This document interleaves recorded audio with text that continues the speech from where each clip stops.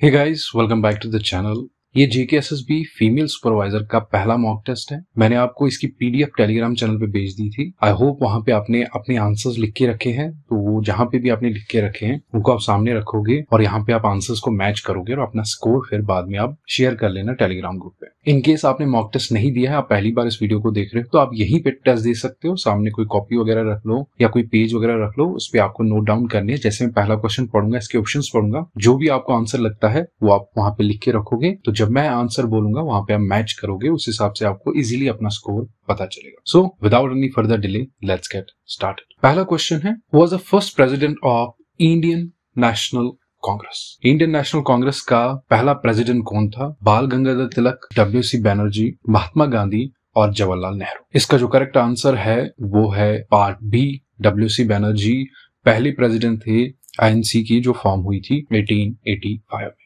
Next question है, what is the meaning of satyagraha? Violence, non violent resistance, fast unto death और boycott. Satyagraha का जो मतलब होता है वो है non violent resistance. So part B इसका करेक्ट आंसर है। नेक्स्ट क्वेश्चन है, which amendment of the Indian constitution is known as mini constitution? वो कौन सा अमेंडमेंट है इंडियन कॉन्स्टिट्यूशन का जिसको हम मिनी कॉन्स्टिट्यूशन भी कहते हैं? 24, 42, 44 और 52 अमेंडमेंट। तो 42 अमेंडमेंट एक्ट जो है उसको हम मिनी कॉन्स्टिट्यूशन कहते हैं और ये 1976 को पास हुआ था। सो पार्ट बी इसका करेक्ट आंसर है। नेक्स्ट क्वेश्चन देख लेते हैं, fundamental duties were added to the Indian constitution by which amendment? जो फंडामेंटल ड्यूटीज एड हुई थी किस अमेंडमेंट एक्ट के तहत एड हुई थी? 40, 42, 44 और 52 अमेंडमेंट एक्ट। तो इसका जो करेक्ट आंसर है वो है 42 अमेंडमेंट एक्ट। उसके तहत फंडामेंटल ड्यूटीज को वहां पे ऐड किया गया था। नेक्स्ट क्वेश्चन है, the directive principles of state policy in the Indian constitution were borrowed from which countries constitution? किस कंट्री की कॉन्स्टिट्यूशन से इनको ऐड किया गया था? यूएसए, आयरलैंड, कनाडा और ऑस्ट्रेलिया। अगर आपने पढ़ा होगा तो इनको इंडिया में आयरलैंड से बारो किया गया है, उन्होंने किसी और कंट्री से बारो किया है, लेकिन हमने यहाँ पे जो इंडिया में उनको बारो किया है वो आयरलैंड से बारो किया है। सो आयरलैंड इसका करेक्ट आंसर है। नेक्स्ट क्वेश्चन है, who is known as the father of Indian constitution? इन चार ऑप्शंस में जो नाम लिखे हैं उनमें आपको बोलना है किसको हम फादर ऑफ कॉन्स्टिट्यूशन कहते हैं। महात्मा गांधी, जवाहरलाल नेहरू, बी आर अम्बेडकर और सरदार पटेल। तो बी आर अम्बेडकर को हम फादर ऑफ इंडियन कॉन्स्टिट्यूशन कहते हैं। नेक्स्ट क्वेश्चन है, बहुत ही आसान क्वेश्चन है, आपको इजीली आना चाहिए। The census in India is conducted every, जो सेंसस इंडिया में होती है कितने सालों बाद हम कंडक्ट करते हैं? 5 ईयर्स, 10 ईयर्स, 15 ईयर्स और 20 ईयर्स। तो जिसका जो करेक्ट आंसर है वो है 10 ईयर्स। हर 10 साल बाद सेंसस कंडक्ट किया जाता है। नेक्स्ट क्वेश्चन है, what is the main feature of the Indian monsoon? Year round rainfall, seasonal reversal winds, persistence drought और एक्सट्रीम कोल्ड टेम्परेचर्स। तो जो मेन फीचर यहाँ पे इंडियन मॉनसून का है वो है seasonal reversal winds. Part B इसका करेक्ट आंसर है। देखो, मैं ज्यादा यहाँ पे चीजों को एक्सप्लेन नहीं कर रहा हूँ, जहां पे मुझे लगेगा वहां मैं चीजों को एक्सप्लेन करूंगा, लेकिन इनमें ज्यादा कुछ एक्सप्लेन करने के लिए नहीं है, इसलिए मैं बस क्वेश्चन और उसका आंसर आपको बता रहा हूँ। क्योंकि अगर हम हर एक चीज को बहुत ही डिटेल में यहाँ पे डिस्कस करेंगे, ये बहुत लंबा चला जाएगा और ये लेक्चर वीडियो नहीं है, एमसीक्यू सेशन है, आपको अपनी परफॉर्मेंस यहाँ पे चेक करनी। सो नेक्स्ट क्वेश्चन है, which state is the largest producer of rice in India? कौन सी स्टेट में सबसे ज्यादा राइस बनता है? पंजाब, वेस्ट बंगाल, उत्तर प्रदेश और बिहार। तो इसका जो करेक्ट आंसर है वो है वेस्ट बंगाल में सबसे ज्यादा राइस बनता है। नेक्स्ट क्वेश्चन है, which crop is known as golden fibre? Cotton, jute, silk और वूल। तो इसका जो करेक्ट आंसर है वो है जूट को हम गोल्डन फाइबर कहते हैं। नेक्स्ट क्वेश्चन है, the main objective of JK Reorganization Act 2019 was to promote tourism, to increase agriculture production, to bifurcate the state into 2 union territories or to establish new education policy. तो JK Reorganization Act 2019 को इसलिए बनाया गया था bifurcate the state into 2 union territories. So part C इसका correct answer है। Next question है, which of the following is the highest mountain peak in J&K? आपने देखा होगा रिसेंट एग्जाम जो हुए उनमें ये आमतौर पर ये क्वेश्चन पूछा गया है। सो K2, नुनकुन, नंगा पर्वत और कंचनजंगा। तो इसका जो करेक्ट आंसर है वो है नुनकुन पीक, जो है वो tallest peak, highest mountain peak है जम्मू कश्मीर। नेक्स्ट क्वेश्चन है, the Chipko movement was primarily aimed at promoting afforestation, preventing deforestation, water conservation और soil conservation। तो चिपको मूवमेंट जो हुई थी वो इसलिए हुई थी ताकि जो डिफॉरेस्टेशन है उसको प्रिवेंट किया जाए। सो प्रिवेंटिंग डिफॉरेस्टेशन इसका करेक्ट आंसर है। नेक्स्ट क्वेश्चन है, which of the following rivers does not originate in India? इन चार रिवर्स में से कौन सी इंडिया में ऑरिजिनेट नहीं होती, गंगा, यमुना, ब्रह्मपुत्र और गोदावरी। तो जो ब्रह्मपुत्र रिवर है वो तिब्बत से ओरिजिनेट होती है, इंडिया में ऑरिजिनेट नहीं होती। सो इसका करेक्ट आंसर है ब्रह्मपुत्र। नेक्स्ट क्वेश्चन है, the term demographic divide refers to increase in birth rate, economic growth due to favourable age structure, decrease in death rate और इंक्रीज इन माइग्रेशन। तो इसका जो करेक्ट आंसर है यहाँ पे वो है economic growth due to favourable age structure. Next question देख लेते हैं, which article of Indian constitution deals with right to equality. किस आर्टिकल में राइट टू इक्वालिटी मेंशन है? आर्टिकल 12, 14, 19 और 21। तो इसका जो करेक्ट आंसर है आर्टिकल 14 ऑफ इंडियन कॉन्स्टिट्यूशन में राइट टू इक्वालिटी मेंशन है। सो पार्ट बी इसका करेक्ट आंसर। नेक्स्ट क्वेश्चन है, who wrote the national anthem of India? Mahatma Gandhi, Rabindranath Tagore, Bankim Chandra Chatterjee और सुभाष चंद्र बोस। तो इसका जो करेक्ट आंसर है रविंद्रनाथ टैगोर ने नेशनल एंथम ऑफ इंडिया लिखा था। नेक्स्ट क्वेश्चन है, what is the main function of Indian parliament? जो इंडियन पार्लियामेंट है उसका मेन फंक्शन क्या है? Conducting elections, making laws, maintaining law and order और एग्जीक्यूटिंग लॉज। इंडियन पार्लियामेंट का जो मेन फंक्शन है वो है टू मेक लॉज। तो इसका करेक्ट आंसर है मेकिंग लॉज। नेक्स्ट क्वेश्चन है, अगेन बहुत आसान क्वेश्चन, मैंने आपको ऑलरेडी कहा था इसका जो लेवल है इजी टू मॉडरेट लेवल है। इसके बाद जो आपके मॉक टेस्ट आ जाएंगे उनका लेवल थोड़ा इनसे काफी हाई रहेगा। Which festival is known as the festival of lights? Holi, Diwali, Dussehra और ईद। तो हमें पता है दिवाली को हम फेस्टिवल ऑफ लाइट्स कहते हैं। नेक्स्ट क्वेश्चन है, which Indian state has longest coast line? Tamil Nadu, Kerala, Gujarat और महाराष्ट्र। तो अगर आपको हमने पढ़ा होगा तो लॉन्गेस्ट कोस्ट लाइन जो इंडियन स्टेट्स में है वो है गुजरात की। सो पार्ट सी इसका करेक्ट आंसर है। यहाँ पे हमारा जीके का पोर्शन खत्म हो जाता है। 20 नंबर आपको उसमें है, तो मैंने 20 क्वेश्चन यहाँ से आपको पूछे। आई होप यहाँ तक आप अच्छा परफॉर्म कर रहे होंगे। नाउ हम इंग्लिश के 10 क्वेश्चन करेंगे। पहला क्वेश्चन है, आइडेंटिफाई द करेक्ट टेंस। यहाँ पे एक सेंटेंस लिखा है, आपको इसका टेंस पहचानना है। सेंटेंस क्या लिखा है? She had been working on the project since morning. क्या ये प्रेजेंट परफेक्ट कंटिन्यूअस में है, पास्ट परफेक्ट कंटिन्यूअस में, फ्यूचर कंटिन्यूअस और प्रेजेंट कंटिन्यूअस में? तो हैड बीन वर्किंग इसमें इंडिकेट करता है, जो हैड बीन वर्किंग यहाँ पे यूज हुआ है ये इंडिकेट करता है कि ये particular sentence past perfect continuous में है। सो पार्ट बी इसका करेक्ट आंसर। नेक्स्ट क्वेश्चन है, rearrange the jumbled parts to form a meaningful sentence. For, dream, money, was, it। तो आपको इनको रीअरेंज करके बोलना है कि अगर आप मीनिंगफुल सेंटेंस इससे बनाना चाहोगे तो किस तरह बनूं, पहली चीज कौन सी आएगी, ऑप्शंस के हिसाब से आपको बोलना है। तो इसका जो करेक्ट आंसर है वो है पार्ट बी, EDBCA। तो सेंटेंस क्या बनेगा? It was a dream for money. So part B इसका करेक्ट आंसर। नेक्स्ट क्वेश्चन है, change the direct speech to indirect. यहाँ पे आपको डायरेक्ट स्पीच को इनडायरेक्ट में कन्वर्ट करना है। सेंटेंस क्या है? He said I will help you tomorrow। तो इसका आंसर कौन सा आएगा इन चारों में? He said that he will help you tomorrow, he said that he would help you tomorrow, he said that he would help me the next day और he said that he will help me the next day। तो इसको बोलना है आपको कौन सा correct answer है। तो इसका जो करेक्ट आंसर है वो है part C, he said that he would help me the next day। जो इसमें टुमारो है वो नेक्स्ट डे में चेंज हो जाएगा और ये विल वुड में चेंज हो जाएगा। सो पार्ट सी इसका करेक्ट आंसर है। नेक्स्ट क्वेश्चन है, choose the correct modals to complete the sentence. You dash dash wear a helmet while riding a bike. Must, can, might, would.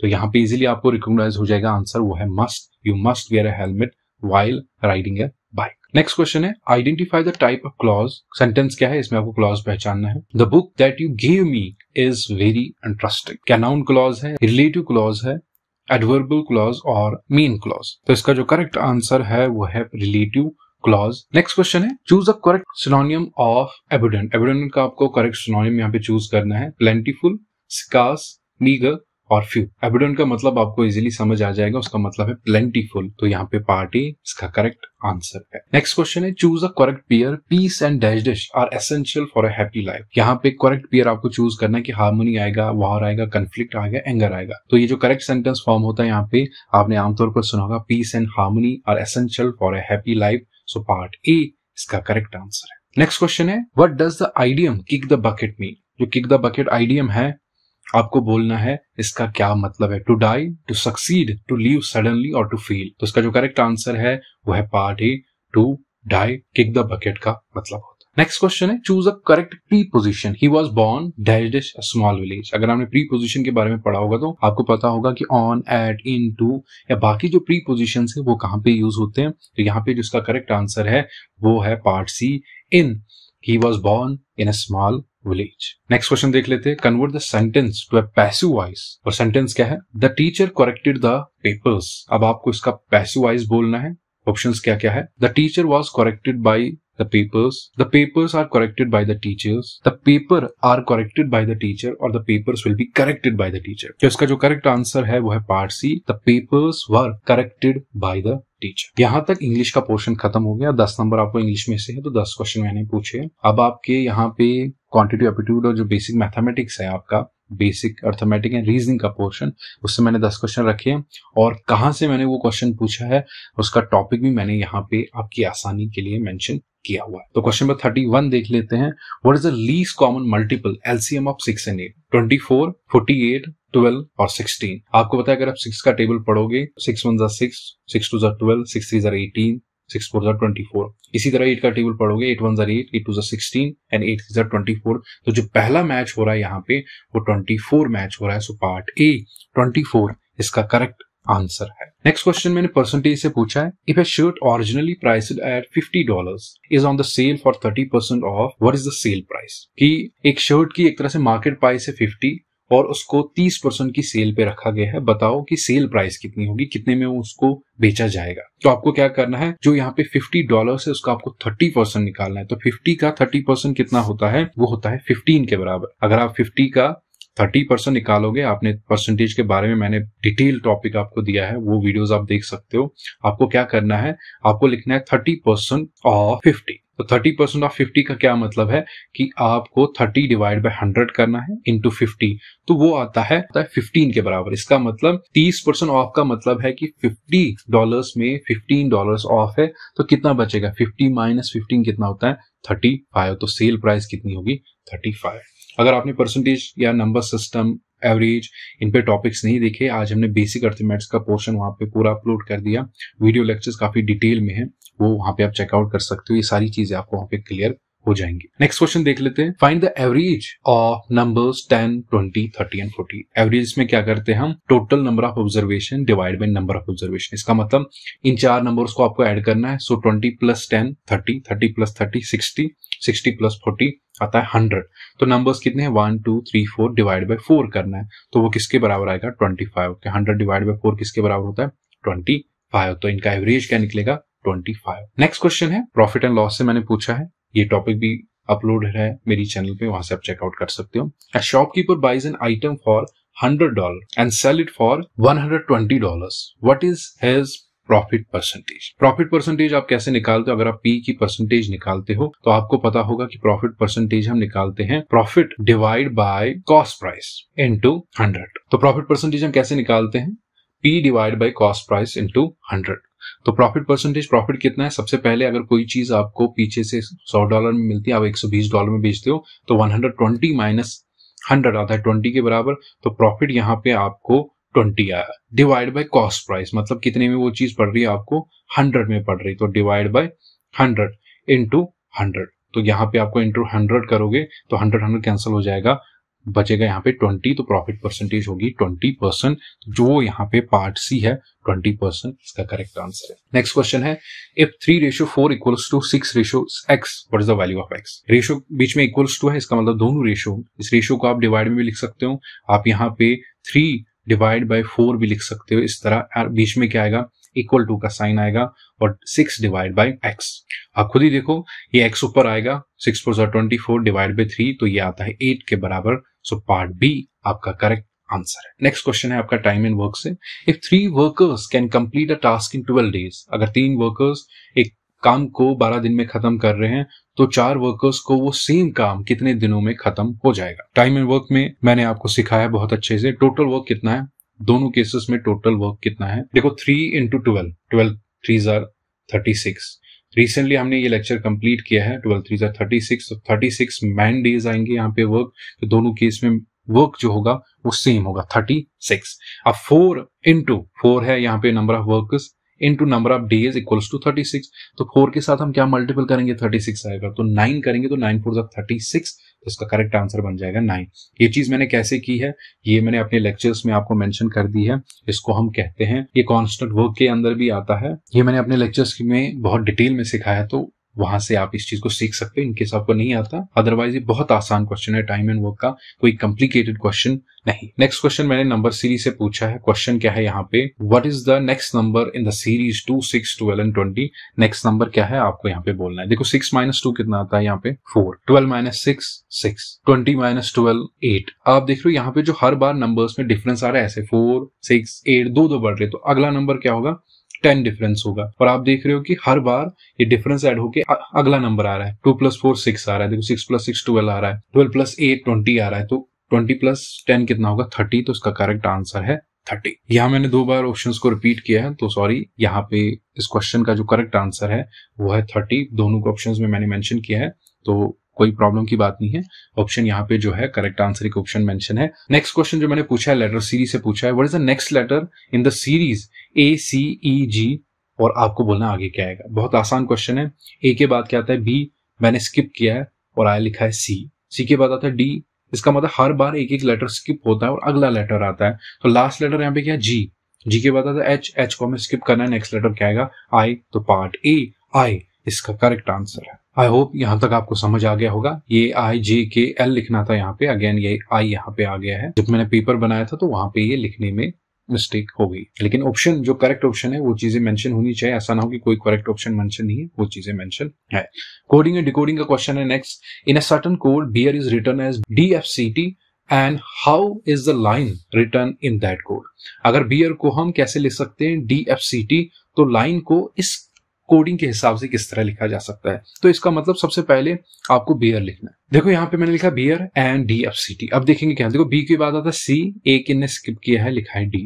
E के बाद आता है डायरेक्ट F, इसका मतलब यहाँ पे कुछ भी स्किप नहीं किया है। A के बाद आता है B के बाद आता है C, इसका मतलब एक स्किप किया है। इसका मतलब यहाँ पे आपको एक स्किप करना है, दूसरी जगह पे आपको कुछ भी स्किप नहीं करना है। अगेन तीसरी जगह आपको एक लेटर स्किप करना है, और चौथा जो लेटर है RST, यहाँ पे भी एक लेटर आपको स्किप करना है। तो यही सेम पैटर्न जहां आपको दिखेगा वैसे ही करना है। देखो L के बाद आता है M और M के बाद आता है N, तो इसका मतलब पहला लेटर N वाला होगा। तो ऑप्शंस क्या है, NJQP, NKRQ, MNQP और NKRP। तो पहला हमें पता चल गया, पहला लेटर तो N है, तो ये वाला ऑप्शन यहाँ पे गलत हो जाता है। अभी हमें 3 ऑप्शन पे नजर रखनी चाहिए। E के बाद आता है F, मतलब यहाँ पे कुछ भी लेटर स्किप नहीं किया गया, सीधा लिखा है EF। तो हम देखेंगे कहाँ पे N के बाद कोई लेटर स्किप नहीं किया गया। तो I के बाद क्या आएगा, I के बाद हमें पता है कि I के बाद आता है J। देखो हमें पता है यहाँ पे दूसरे में हमें कुछ भी लेटर स्किप नहीं करना है, तो यहाँ पे I लिखा है लाइन में, I के बाद सीधा आता है J, तो NJ। तो हमने देखा कि NJ, NK और NK, इसका मतलब यहाँ पे एक ही ऐसा, बाकी तो आपको चेक करने की जरूरत भी नहीं है। यहाँ जो करेक्ट आंसर बन जाता है NJQP। सो पार्ट A इसका करेक्ट आंसर। नेक्स्ट क्वेश्चन मैंने आपसे पूछा है जो लास्ट है यहाँ पे आपकी रीजनिंग का, वो है डायरेक्शन सेंस का। क्वेश्चन क्या है, if a person is facing north and turns 90 degree clockwise, इसकी ऊपर नॉर्थ की तरफ, और उसके बाद उसने क्या किया 90 डिग्री वो क्लॉकवाइज, अब वो इस तरफ है। Again then 180 degree anti clockwise, तो पीछे 180 डिग्री घूमेगा। अब वो कहां पे, वेस्ट की डायरेक्शन में। अब वेस्ट की डायरेक्शन में पहुंचे, अगेन फाइनली 90 डिग्री फिर से वो घूमा किधर, क्लॉकवाइज में। तो इस केस में वो अगेन नॉर्थ पे पहुंच गया। तो which direction he is facing now, तो हमें पता चल गया वो अभी किस डायरेक्शन में है, वो नॉर्थ वाली डायरेक्शन में इस टाइम फेस कर रहा है। सो पार्ट C इसका करेक्ट आंसर है। तो यहाँ पे आपके रीजनिंग का पोर्शन और बेसिक अर्थमेटिक्स का पोर्शन कंप्लीट हो जाता है। नेक्स्ट क्वेश्चन है, which of the following is a renewable source of energy, coal, petroleum, solar और नेचुरल गैस। अगर आपने पढ़ा होगा, इसमें जो करेक्ट आंसर है वो solar is a renewable source of energy. Next question है, how many essential nutrients does a plant require, कितने न्यूट्रिएंट्स उसको जरूरत पड़ते हैं, 6, 9, 16, 21। उसका करेक्ट आंसर है 16 एसेंशियल न्यूट्रिएंट्स की जरूरत पड़ती है प्लांट्स को। नेक्स्ट क्वेश्चन है, which molecule is a primary source of energy in respiration, oxygen, glucose, water और कार्बन डाइऑक्साइड। तो जो प्राइमरी सोर्स है एनर्जी का रेस्पिरेशन में वो है ग्लूकोज। सो पार्ट B इसका करेक्ट आंसर है। मैं तेज तेज चल रहा हूं क्योंकि इन सारी चीजों में आपको समझाने की जरूरत नहीं, बहुत आसान क्वेश्चन है। इनकेस आपको नहीं भी समझ आया, आपको लेक्चर वीडियो चेकआउट करने हैं जिस भी पर्टिकुलर टॉपिक के ये कंसेप्ट्स है, क्योंकि यहाँ पे ज्यादा डिटेल बोलेंगे, हर एक चीज के बारे में जानता हूँ, मैथ के बारे में वो सॉल्व करना पड़ता है, आपको सिखाना पड़ता है, लेकिन ये सारी चीजें आपने पढ़ी होनी चाहिए, आपको नोट डाउन करने की ये चीज मुझे नहीं आती है, तो मुझे ये कवर करना है। Next question, in plants through which tissue is water primary transport, किस टिश्यू से प्राइमरी ट्रांसपोर्ट होता है? फोलियम, जाइलम, कॉर्टेक्स और एपिडर्मिस। तो जाइलम इसका करेक्ट आंसर है। नेक्स्ट क्वेश्चन है, which of the following is a non communicable disease? Non communicable disease है, फैलती नहीं, इन्फ्लुएंजा, डायबिटीज, ट्यूबरकुलोसिस और मिसलस। इसका जो करेक्ट आंसर है वो है पार्ट बी, डायबिटीज, एक non communicable disease. Scurvy is caused by the deficiency of which vitamin? ये पर्टिकुलर डिजीज किस विटामिन की डेफिशिएंसी से होती है? ए, डी, सी और के। तो ये स्कर्वी डिजीज जो होती है वो विटामिन सी की डेफिशिएंसी से होती है। सो पार्ट सी इसका करेक्ट आंसर। नेक्स्ट क्वेश्चन देख लेते हैं, in an ecosystem which organisms are at the first tropical level? कौन से ऑर्गेनिज्म पहली ट्रॉपिकल लेवल पे होते हैं? हर्बीवोर्स, प्रोड्यूसर्स, कार्निवोर्स और डीकम्पोजर। तो इसका जो करेक्ट आंसर है वो पार्ट बी है, प्रोड्यूसर्स वो ऑर्गेनिजम्स होते हैं जो पहली ट्रॉपिकल लेवल पे आते हैं। नेक्स्ट क्वेश्चन है, which gas is primary responsible for the depletion of ozone layer? Carbon dioxide, methane, chlorofluorocarbons और नाइट्रोजन। इसका जो करेक्ट आंसर है वो है CFCS, क्लोरोफ्लोरोकार्बन्स। नेक्स्ट क्वेश्चन देख लेते हैं, विच of the following disease can be prevented by the MMR vaccine? MMR vaccine से उसको हम प्रिवेंट कर सकते हैं, मलेरिया, ट्यूबरकुलोसिस, मिसलिस और कुलोरिया। तो इसका जो करेक्ट आंसर है वो है मिसलिस। नेक्स्ट क्वेश्चन है, which process is primary responsible for the upward movement of water in the plants? कौन सा प्रोसेस प्राइमरी रेस्पॉन्सिबल होता है इसके लिए? ट्रांसपायरेशन, फोटोसिंथेसिस, रेस्पायरेशन और ट्रांसलोकेशन। इसका जो करेक्ट आंसर है ट्रांसपायरेशन वो प्रोसेस है जिसमें अपवर्ड मूवमेंट होती है वाटर्स की प्लांट्स। यहाँ पे आपके साइंस का पोर्शन खत्म हो जाता है, हम कंप्यूटर यहाँ से स्टार्ट कर रहे हैं। विच of the following is N input device? इनमें से कौन सी इनपुट डिवाइस है? बहुत आसान क्वेश्चन है, आपको इजीली आना चाहिए। Keyboard, mouse, printer, scanner. तो हमें पता है कौन इसमें इनपुट डिवाइस नहीं है, आपको बोलना है। तो कीबोर्ड इनपुट डिवाइस है, माउस इनपुट डिवाइस है, स्कैनर इनपुट डिवाइस है, तो एक ही यहाँ पे बचता है प्रिंटर, एक आउटपुट डिवाइस है, तो ये इनपुट डिवाइस नहीं है, तो प्रिंटर इसका करेक्ट आंसर है। नेक्स्ट क्वेश्चन है, what does the CPU stand for? बहुत आसान क्वेश्चन है, अगेन मैंने बहुत आसान क्वेश्चन आपको इसमें रखे हैं, कुछ मैंने मॉडरेट लेवल के रखे हैं। Central processing unit, central program unit, computer personal unit और सेंट्रल पेरिफेरल यूनिट। इसका करेक्ट आंसर है part A, CPU stands for central processing unit. Next question है, which device is used to point and click on the computer screen? किससे हम point और click करते हैं computer screen पे? क्या कीबोर्ड से करते हैं, मॉनिटर से कर सकते हैं, माउस से या प्रिंटर से? हमें पता है माउस से ही हम पॉइंट या क्लिक करते हैं कंप्यूटर स्क्रीन पे। नेक्स्ट क्वेश्चन है आपका 54, which Microsoft application is used for creating presentation? किसमें हम प्रेजेंटेशन बनाते हैं? MS Word, MS Excel, MS PowerPoint और MS एक्सेस। तो MS पावर पॉइंट में हम प्रेजेंटेशन बनाते हैं, MS वर्ड में आपको पता है डॉक्यूमेंट्स बनाते हैं, SL में स्प्रेडशीट्स बनाते हैं, SS में डाटाबेस बनाते हैं, तो पावर पॉइंट में हम प्रेजेंटेशंस बनाते हैं। तो पार्ट सी इसका करेक्ट आंसर। नेक्स्ट क्वेश्चन है, what is the main function of an antivirus software? जो एंटीवायरस सॉफ्टवेयर होता है उसका मेन फंक्शन क्या है? To create viruses, to delete files, to detect and remove viruses, to manage hardware. तो हमें पता है कि एंटीवायरस सॉफ्टवेयर का काम होता है डिटेक्ट करना वायरस को और उसको रिमूव करना। पार्ट सी इसका करेक्ट आंसर है। नेक्स्ट क्वेश्चन है, which of the following is an example of hardware? इनमें से जो कौन सा ऑप्शन है जो एक हार्डवेयर कंपोनेंट माना जाता है? Operating system, hard drive, word processor और ब्राउजर। तो ये तो हमें पता है, ये सारे के सारे एप्लीकेशन से एक ही इसमें बचता है, हार्ड ड्राइव एक हार्डवेयर कंपोनेंट है। पार्ट बी इसका करेक्ट आंसर। नेक्स्ट क्वेश्चन है, what is the role of CPU in a computer? Computer में CPU का क्या रोल रहता है? To store data, to store information, to process data और टू इनपुट डेटा। हमें पता है कि CPU क्या करता है? प्रोसेस करता है डेटा को, जो भी हम इनपुट्स देते हैं। So part C, to process data, इसका करेक्ट आंसर है। Next question, which technology is often used for e-governance to improve public services? E-governance के लिए जो टेक्नोलॉजी यूज होती है ताकि हम पब्लिक सर्विसेज को और ज्यादा इंप्रूव कर सकें। हमें पता है बहुत सारी पब्लिक सर्विसेज टाइम ऑनलाइन हो गई है, आपको उसी हिसाब से यहाँ पे आंसर बोलना है। टाइपराइटर्स, लैंडलाइंस, इंटरनेट और टेलीग्राफ। इसका जो करेक्ट आंसर है वो है इंटरनेट की माध्यम से काफी पब्लिक सर्विसेज इंप्रूव हुई है। नेक्स्ट क्वेश्चन है, which of the following is an output device? इनमें आउटपुट डिवाइस कौन सी? Monitor, keyboard, mouse, microphone. जो ये B, C और D में ऑप्शन मेंशन है, तीनों की तीन इनपुट डिवाइस, एक ही बचता है वो है मॉनिटर। तो ये एक आउटपुट डिवाइस है। सो पार्ट ए इसका करेक्ट आंसर है। नेक्स्ट क्वेश्चन मैंने एक्सेल से पूछा है आपको, in MS Excel which function is used to calculate the average range of cells? अगर आपको वहां पे नंबर्स बहुत सारे लिखे होंगे, आपको उनको मैन्युअली ऐड करने की जरूरत नहीं है। आप एवरेज का फॉर्मूला लगा के पहले सेल और लास्ट सेल को मेंशन करोगे, वो सारे उन सेल्स का एवरेज निकालेंगे। क्या वो सम, एवरेज, काउंट और मैक्स है?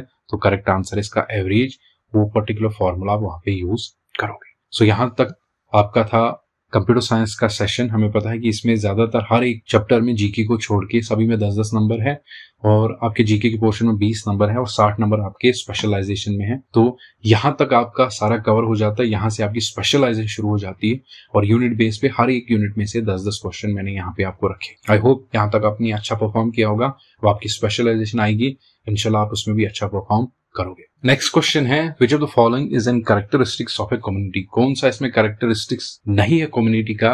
Territoriality, lack of common interest, social interactions और शेयर्ड वैल्यूज। तो इसका जो करेक्ट आंसर है वो है part B, lack of common interest. Next question है, what is the primary distinction between society and association. Primary distinction क्या है? साइज, वॉलंटरी मेंबरशिप, ड्यूरेशन और फंक्शन। इसका करेक्ट आंसर है वॉलंटरली membership. Next question है, which term describes a caste where social status was determined by birth. birth से वहां पे determine होती है social caste, उसको हम क्या कहते हैं? caste, class, meritocracy और bureaucracy. तो उसका करेक्ट आंसर है caste. In India the term varna refers to. Next question जो है, in India the term varna refers to tribes, social classes, occupation और religions. तो इसका जो करेक्ट आंसर है बी पार्ट है, social classes. यहाँ पे चीजों को एक्सप्लेन नहीं किया जाएगा क्योंकि ये बहुत डिटेल में चला जाएगा एमसीक्यू सेशन। ऑलरेडी आपने इसमें काफी टाइम लोगे, तो यहाँ पे टू द पॉइंट ये पर्टिकुलर मॉक टेस्ट उसी पे डेडिकेटेड होना चाहिए। Folkways are the best describes the legal forms, informal practices, cultural values और रिलीजन डॉक्ट्रिन्स। तो इसका जो करेक्ट आंसर है इनफॉर्मल प्रैक्टिसेस है, पार्ट बी। नेक्स्ट क्वेश्चन है, which of the following is a more. More किसको कहते हैं? मोर्स, और आपने पढ़ा होगा इनके बारे में, folkways and mores. Prohibition of incest, greeting someone, dress codes और टेबल मैनर्स। तो इसका जो करेक्ट आंसर है वो है prohibition of incest, part A इसका करेक्ट आंसर है। नेक्स्ट क्वेश्चन है, it a matrilineal society, descent is traced through. Matrilineal society में क्या होता है? डेसेंट किससे ट्रेस करते हैं? फादर लाइन से, मदर लाइन से, पेरेंट्स से या किसी भी से नहीं।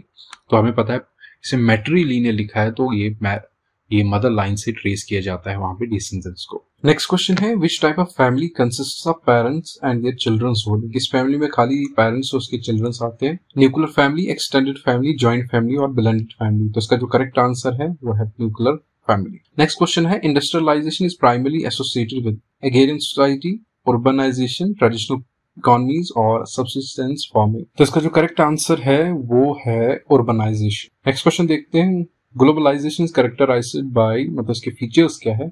Isolation of countries, increased interconnectedness, decline of international trade और cultural homogeneity.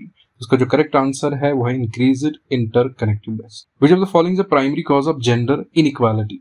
Equal education opportunities, patriarchal societal structures, gender neutral policies, increased women participation in politics। तो इसका जो करेक्ट आंसर है वो है patriarchal social structures, part B. Next question है, which discrimination impacts which of the following areas? Education, employment, health और all of above। हमें पता है कि हर किसी फील्ड में डिस्क्रिमिनेशन हमें देखने को मिलती है, सो all of above, part D इसका करेक्ट आंसर है। नेक्स्ट क्वेश्चन है, CEW स्टैंड्स फॉर। CEW की करेक्ट फॉर्म क्या है? इन चार ऑप्शंस में आप पॉज करके इन सभी को पढ़ सकते हो और बोलना है आपको CEW की करेक्ट फॉर्म क्या है।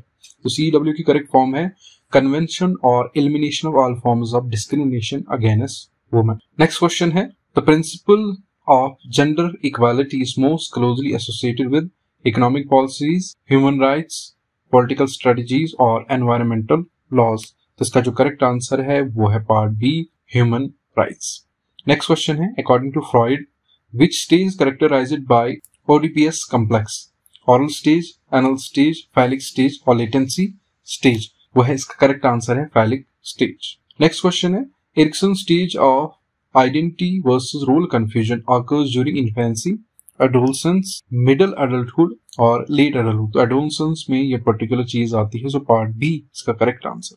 नेक्स्ट क्वेश्चन है, which agent of socialization considers primary? किस एजेंट को सोशलाइजेशन का primary?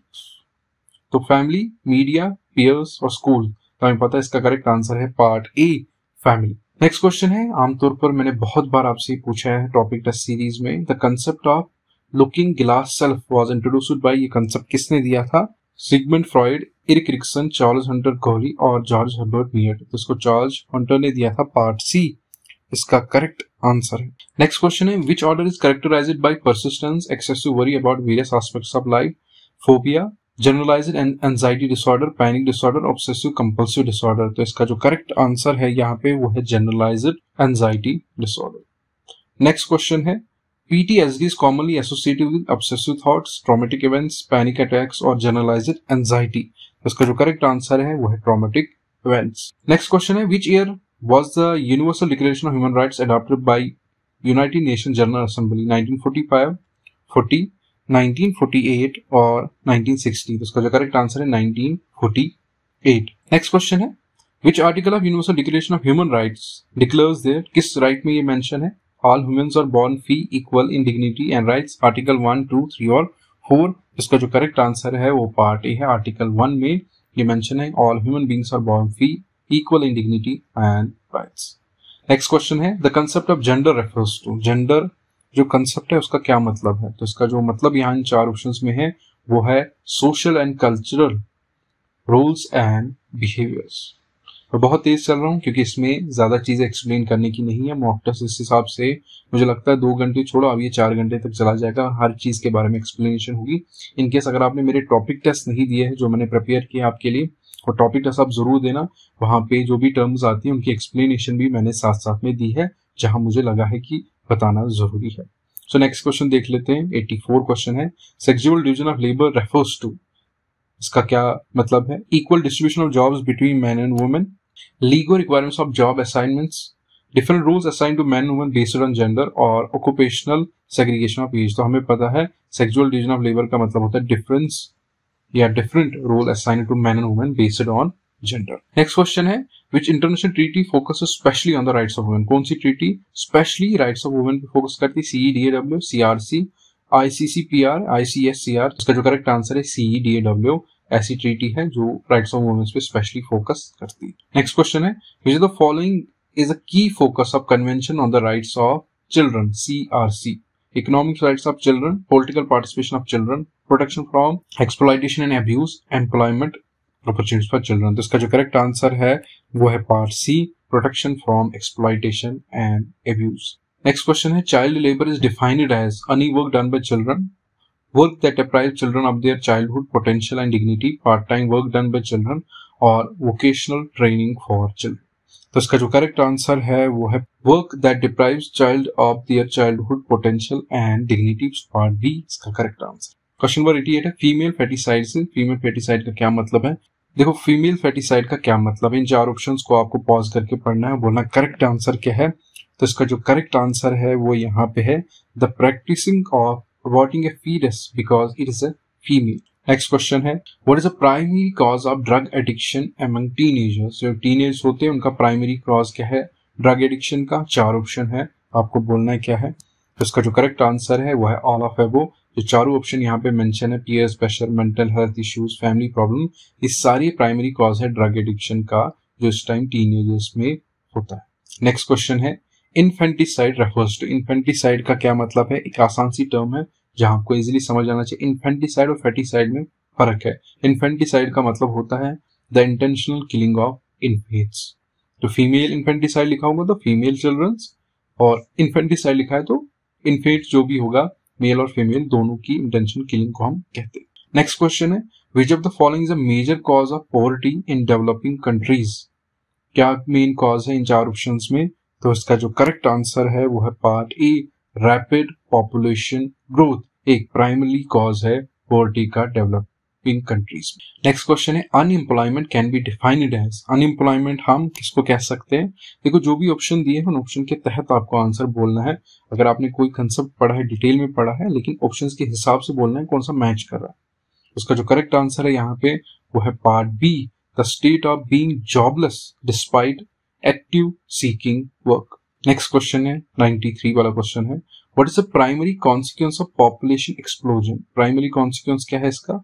Decrease in pollution levels, increase strain on resources and infrastructure, decline birth rates और एनहांसेड इकोनॉमिक स्टेबिलिटी। तो इसका जो करेक्ट आंसर है वो है part B, increase strain on resource infrastructure इसका करेक्ट आंसर। नेक्स्ट क्वेश्चन है which green house gas is most significant contributor to global warming? कौन सी गैस मेन कंट्रीब्यूटर है? तो वो पर्टिकुलर गैस है कार्बन डाइऑक्साइड। नेक्स्ट क्वेश्चन है which of the following is a indicator of social development? आपको इन 4 ऑप्शन में बोलना है कौन सा इसका करेक्ट आंसर है। तो क्वेश्चन नंबर 95 का जो करेक्ट आंसर है वो है लिटरेसी रेट। नेक्स्ट क्वेश्चन है infant mortality rate is used to measure. तो इसका जो करेक्ट आंसर है हेल्थ स्टैंडर्ड्स को चेक करने के लिए ये काम में हम लेते हैं। नेक्स्ट क्वेश्चन है human trafficking often leads to. Human trafficking से क्या होता है? 4 ऑप्शन है, पॉज करके आपको पढ़ना है। तो 97 क्वेश्चन का जो आंसर है वो है exploitation and abuse of victims. Next question है beggary is defined as. Beggary हम किसको कहते हैं? तो बेगरी हम कहते हैं एक्सट्रीम poverty and penury को। सो पार्ट ए इसका करेक्ट आंसर। नेक्स्ट क्वेश्चन है which of the following is a common form of corruption. Common form कौन है करप्शन की? ये तो बहुत आसान क्वेश्चन, इजीली आपको समझ आएगा। कॉमन फॉर्म जो करप्शन की है वो है ब्राइबरी। क्वेश्चन नंबर 100 है करप्शन इज नेगेटिव इम्पैक्ट्स। किसको है नेगेटिव इम्पैक्ट करता है? जाहिर सी बात जो इकोनॉमिक एंड सोशल डेवलपमेंट है, करप्शन उसको बहुत ज्यादा इम्पैक्ट करता है। नेक्स्ट क्वेश्चन है which stage in human development is characterized by fastest growth rate. किस स्टेज में फास्टेस्ट ग्रोथ रेट होती है? तो सबसे फास्टेस्ट ग्रोथ रेट जो होती है वो इन्फेंसी पर्टिकुलर स्टेज में होती है। नेक्स्ट क्वेश्चन है which of the following is the primary indicator of growth और इन चिल्ड्रन। प्राइमरी ग्रोथ क्या होती है चिल्ड्रन में? प्राइमरी इंडिकेटर क्या है जिससे हमें पता चलता है कि चिल्ड्रन ग्रो हो रहा है? तो जाहिर सी बात है अगर उसका हाइट और वेट बढ़ रहा है, हम देख रहे हैं उसमें प्राइमरी वो ग्रो हो रहा है। नेक्स्ट क्वेश्चन है विच component of food essential for body growth and repair. कौन सा फूड जरूरी है? ये हमने ऑलरेडी एमसीक्यू सेशन में किया है जो टॉपिक टेस्ट है, तो वो पर्टिकुलर कंपोनेंट है प्रोटीन। नेक्स्ट क्वेश्चन है the deficiency of which vitamin can lead to scurvy. अभी हमने ये क्वेश्चन ऊपर भी कर लिया, तो यहाँ पे इसी का करेक्ट आंसर है विटामिन सी। नेक्स्ट क्वेश्चन है which of the following practices is essential for maintaining cardiovascular health. कौन सी प्रैक्टिस इसके लिए जरूरी है? तो वो पर्टिकुलर है regular physical exercise. Next question है what is the role of insulin human body. जो इंसुलिन है ह्यूमन बॉडी में, इसका क्या रोल रहता है? ये हमारी बॉडी में ब्लड शुगर लेवल्स को रेगुलेट करता है। नेक्स्ट क्वेश्चन है which method is commonly used for long term preservation of milk. Long term जो प्रिजर्वेशन होती है मिल्क की, कौन सा मेथड उसके लिए यूज होता है? तो पर्टिकुलर मेथड है पास्चराइजेशन। नेक्स्ट क्वेश्चन है which food preservation technique involves the removing water content to inhibit microbial growth. तो कौन सा इसका करेक्ट आंसर है? तो पर्टिकुलर है ड्राइंग। नेक्स्ट क्वेश्चन है which test is used to detect the presence of protein in food samples. Food samples में protein की प्रेजेंस को किस तरह हम डिटेक्ट करते हैं, उस टेस्ट को क्या कहते हैं? तो उस टेस्ट को कहते हैं हम बायरेट टेस्ट। नेक्स्ट क्वेश्चन है what is the high level of nitrates in food indicate. जो high levels of nitrates food में होते हैं उससे क्या इंडिकेट होता है? तो उससे इंडिकेट होता है पोटेंशियल कंटामिनेशन। नेक्स्ट क्वेश्चन है which scheme provides comprehensive health care for mother and children under national health mission। तो अंडर नेशनल हेल्थ मिशन के अंदर जो comprehensive health care mothers और children को देती है उस पर्टिकुलर स्कीम का नाम है जननी सुरक्षा योजना। नेक्स्ट क्वेश्चन है what is the primary goal for foster care service. Primary goal क्या है फॉस्टर केयर सर्विसेज का? तो हमें पता है टेम्पररी केयर एंड प्रोटेक्शन जो चिल्ड्रंस की होती है, ये इसका प्राइमरी पर्पस है। नेक्स्ट क्वेश्चन है विच programme focus on the improving nutritional outcomes for children pregnant में लैक्टेटिंग मदर्स इन इंडिया। ये तो आपको इजीली समझ आना चाहिए, इसका करेक्ट आंसर है पोषण अभियान। नेक्स्ट क्वेश्चन है what is the main objective of integrated child development services ICDS. Primary objective क्या है इसमें? जो इसका प्राइमरी ऑब्जेक्टिव है early childhood care and development. Next question है which scheme offers a pension for elderly individuals in India. कौन सी scheme जो ओल्ड एज पर्सन है इंडिया में उनको पेंशन स्कीम देती है? तो वो पर्टिकुलर स्कीम है Indira Gandhi national old age pension scheme. Next question है what is the primary of Poshan Vatikas. पोषण वाटिकास का प्राइमरी पर्पस क्या है? तो इसका जो प्राइमरी पर्पस है वो है न्यूट्रिशन गार्डन्स। नेक्स्ट क्वेश्चन है व्हाट डज द प्रधानमंत्री मातृ वंदना योजना PMMVY प्रोवाइड। इसमें क्या प्रोवाइड होता है? इसमें जो प्रोवाइड होता है वो कैश इंसेंटिव्स प्रेग्नेंट और लैक्टेटिंग मदर्स को दिया जाता है। क्वेश्चन नंबर 118 है which initiative integrates anganwadi centres into crunch. तो ये तो आपको इजीली पता होना चाहिए, टॉपिक का नाम ही यही है, वो है पालना स्कीम। नेक्स्ट क्वेश्चन है what is the primary objective of Ladli Beti scheme. Ladli Beti scheme का प्राइमरी ऑब्जेक्टिव क्या है? तो इसका है promote birth of girl children and their education। इस पर्टिकुलर मॉक टेस्ट का जो आखिरी क्वेश्चन है वो है which scheme provides financial assistance for the marriage of daughters for economically weaker section। तो इसका करेक्ट आंसर है state marriage assistance scheme. I hope इस मॉक टेस्ट से आपको काफी बेनिफिट मिला होगा। अपना स्कोर कमेंट्स बॉक्स में या टेलीग्राम चैनल पे मैं डाल दूंगा, वहां पे मेंशन करना बिल्कुल मत भूलना। इसका लेवल इजी टू मॉडरेट था। आई होप आपने बहुत अच्छा परफॉर्म किया होगा। इन केस आपको लगता है कि आपकी परफॉर्मेंस बहुत अच्छी नहीं थी, डरने की कोई जरूरत नहीं है। जो भी नोट्स आपने प्रिपेयर किए हैं अपनी पढ़ाई के लिए, उसको रिवाइज करना है, दोबारा से मॉक टेस्ट देना है। इंशाल्लाह आप बहुत अच्छा परफॉर्म करोगे। लास्ट मोमेंट पे बिल्कुल पढ़ाई नहीं छोड़नी, बिल्कुल भी डिस्ट्रैक्ट नहीं होना कि एग्जाम की डेट चेंज होगी नहीं होगी, बिल्कुल भी ऐसी चीज नहीं करनी है।